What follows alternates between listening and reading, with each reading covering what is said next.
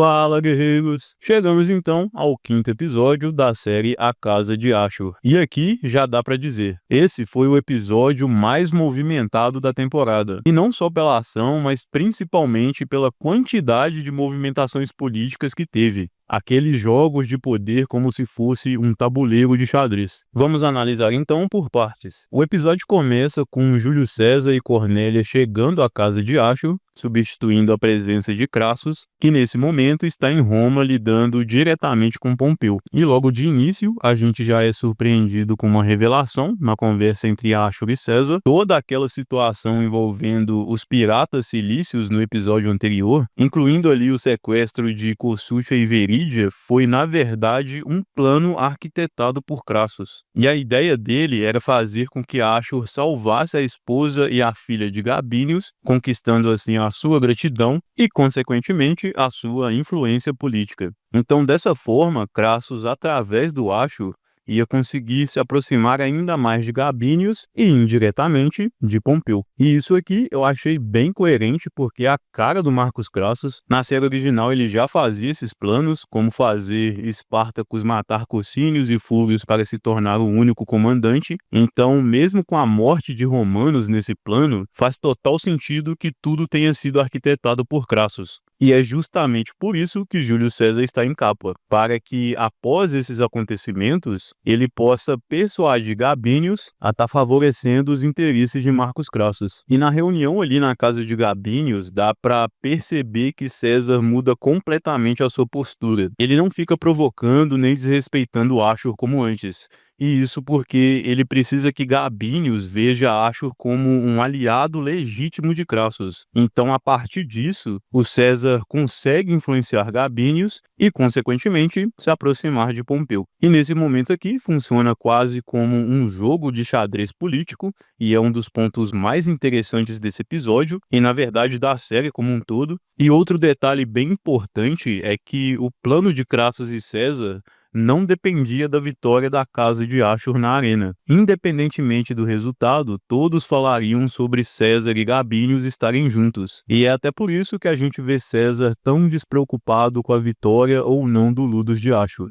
Então, nessa conversa aqui, o objetivo de César é promover essa união para estarem buscando ali uma trégua entre Crassus e Pompeu. E isso aqui, para mim, tá muito bom, misturando ali a história real com a história da casa de Ashur, trilhando um caminho ali para, quem sabe, futuramente, vermos a formação do primeiro triunvirato, que foi aquela união entre Crassus, Pompeu e César, sendo, inclusive, uma das grandes alianças políticas da história.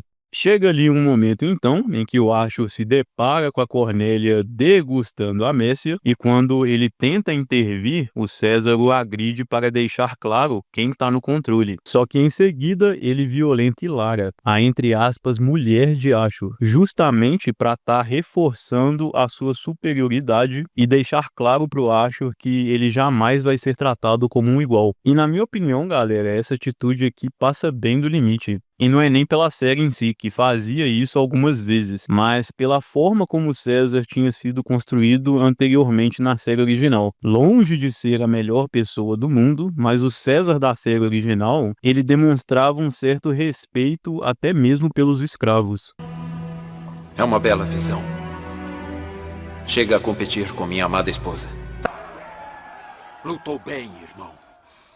Então, se a cena aqui se limitasse a humilhação e uma agressão contra o Ashur, até que faria sentido, com essa lógica de César estar colocando ele em seu devido lugar. Mas essa violência aqui contra a Hilária, eu achei bem destoante. Não condiz em nada do que havia sido apresentado na trama original desse personagem. Eu acredito que a intenção dos roteiristas aqui foi criar um paralelo com a relação de César e Crassus, já que lá na série original, quando César acredita que Core foi enviada para ele, Crassus impõe respeito e ele imediatamente recua e pede desculpas para ele. E aqui acontece algo bem semelhante, até mesmo com Ashur exigindo respeito, só que dessa vez César não recua e segue adiante com a violência. Então eu entendo a ideia por trás da cena, de mostrar a diferença de tratamento entre Crassus e Ashur, mas para mim, novamente, essa escolha acaba destoando muito do que havia já sido estabelecido sobre esse personagem na trama original. Inclusive, comente aí abaixo o que você achou disso. E bom, os gladiadores então são informados de que a Casa de Ashur conquistou posições importantes nos jogos,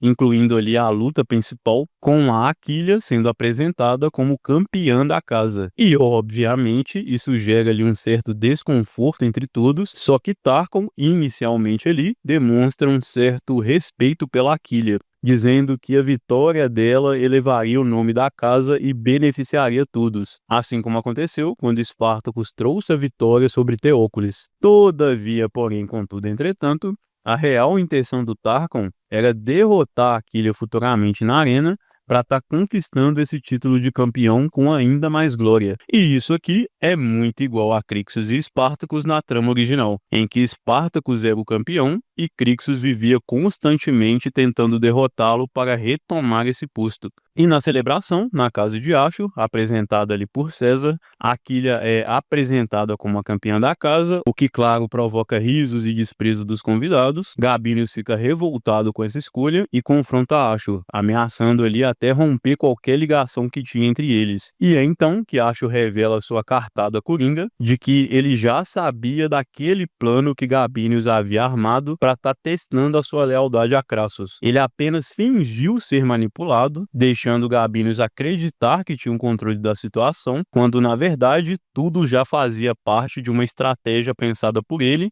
para estar agindo em benefício próprio, conquistando ali os dois lados, tanto de Gabinius quanto de Crassus. E galera, esse jogo de xadrez político até aqui tá me ganhando bastante. É um dos pontos fortes desse episódio. O Ashur, ele não é o jogador principal, mas ele entende perfeitamente o tabuleiro. Então, mesmo ele sendo um peão diante ali de figuras como César, Crassius e Gabinius, ele entende o tabuleiro melhor do que muitos. Então ele aceita ser usado desde que isso garanta a sua sobrevivência e o seu avanço. Só uma coisa que tem uma frase aqui de Gabinius para Ashur, que é uma referência à fala de Crassus para Espartacus, quando Gabinius diz que Ashur provou ser muitas coisas, só que humilde não é uma delas. Tolo, para encarar nossas legiões com tão poucos.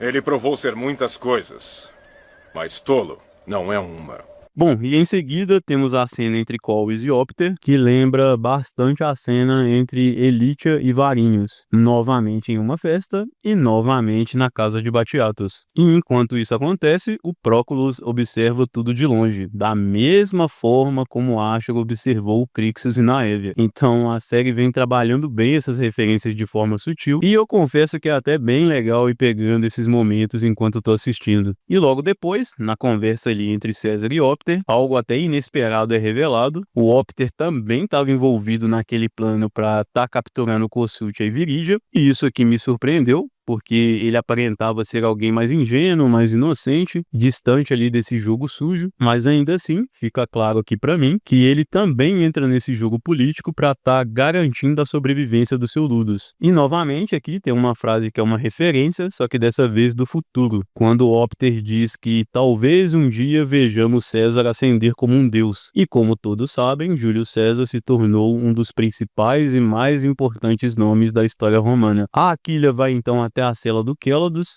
onde os dois ali conversam sobre as chances dela na arena contra os irmãos Férocles. Kélados até comenta que a Aquilea é subestimada da mesma forma que aqueles que enfrentam os irmãos Férocles costumam subestimá-los também. E isso aqui é importante porque vai explicar um pouco da vitória da Aquilea que a gente vê depois. Bom, depois tem um flerte ali bem mais ou menos da Aquilea e uma resistência de Kélados que me lembrou até o momento entre Leta e Espartacus. Eu abandonei essas distrações há muito tempo. Você ainda é romana. Não posso ter isso em meu coração. Não é o seu coração que quero esta noite.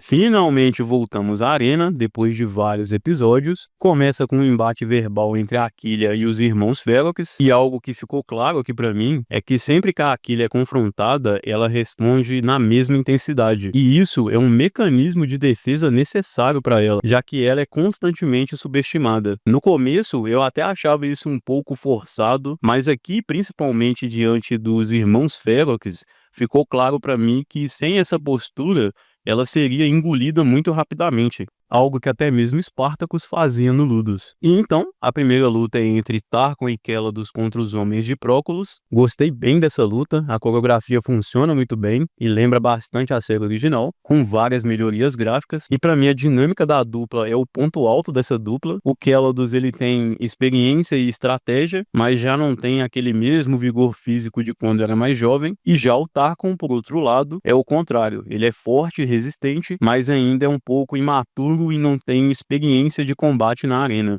Então, juntos, além de ser pai e filho, eles se complementam muito bem, porque um vai estar cobrindo ali as falhas do outro. Então, é uma dinâmica bem interessante. A questão vai ser quando eles lutarem individualmente. E após essa luta aqui, César comenta que vai a Sinué sem Vale, aquela mesma cidade que Spartacus atacou na série original, e Crassus tomou novamente dos rebeldes. E César vai para lá para se encontrar com Pompeu, algo que nem mesmo Gabínio sabia. Então tô achando que vem mais uma jogada política deles aí.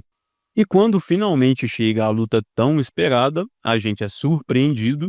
Em vez de enfrentar os irmãos Félix, Aquília descobre que seu oponente vai ser Amônios, o campeão da casa de Próculos, e isso aqui muda tudo. Ela havia treinado para enfrentar os irmãos, mas, por eles serem anões, teriam menos força bruta do que um homem. E contra um Amônios, a situação é completamente diferente. Ele é muito mais forte do que a Aquília. E tem um detalhe sutil aqui muito bom, é que quando a Amônios provoca ela verbalmente, a Aquília ela não reage como de costume, que a gente viu várias vezes e até mesmo nesse episódio. Esse silêncio dela mostra o choque e o medo que ela estava naquele momento. A luta em si é muito boa, bem melhor do que eu esperava. A série deixa claro o contraste entre os dois. A Aquília tenta utilizar a velocidade, enquanto a Amônios é pura força bruta, e a força dele é tão superior que poucos golpes que ele acerta já destroem a Aquília completamente. Algo até parecido com o que eu sempre digo de Teócules. Ele não é o mais habilidoso, nem o mais inteligente, mas a sua força se sobressai tanto que ele se torna superior a todos os outros gladiadores que enfrenta. E o mesmo acontece aqui. A Amônios em força é muito superior, e eles mostram isso. Não tentam forçar que ela pode ser igual em força. E ela apanha de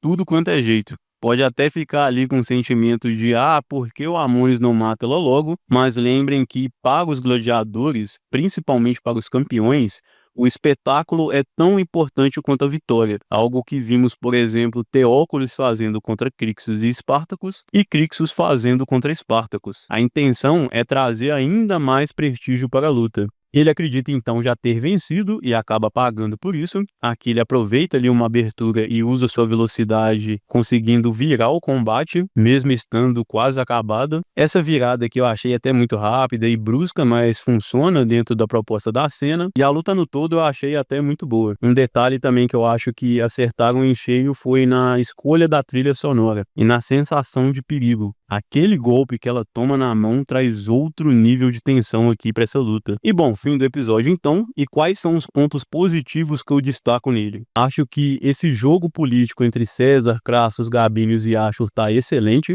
É um ponto muito forte desse episódio, mostrar que o Ashur não é o jogador principal. Ele é um peão nesse jogo de xadrez, mas ele sabe muito bem jogar esse jogo. A construção da Aquília até esse momento é convincente. A série soube construir ela até esse momento da vitória, para não ficar algo muito forçado. Eu achei as lutas boas, bem coreografadas. O episódio avança a trama ali de forma bem significativa, algo que aconteceu bem pouco juntando os últimos episódios. Novamente está tendo referências sutis e inteligentes à série original. E uma última coisa que eu gostei é que está tendo um humor ali bem dosado, como na cena, por exemplo, dos sátiros pegando uma caixinha para conseguir ver a luta.